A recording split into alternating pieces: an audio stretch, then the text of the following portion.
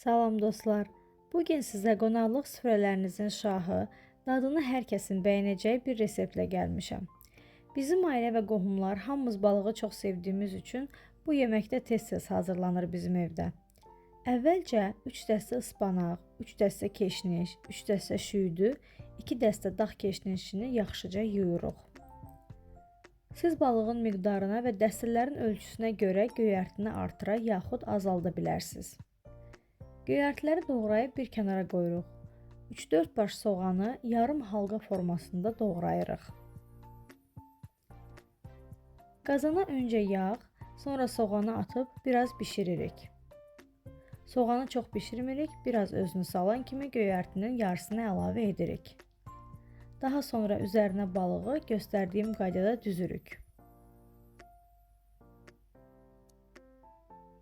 Mən farel balığı istifadə etdim. Siz az sıxlı istədiyiniz balıqdan hazırlaya bilərsiniz.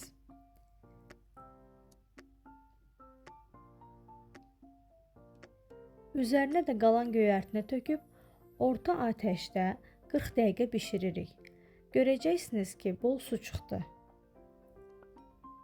40 dəqiqə sonra qazanın qapağını açıb qazana bir limonun suyunu sıxırsınız. Balıq limonu çox sevir.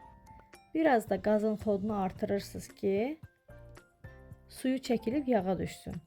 Və budur, balıq buğlama hazırdır.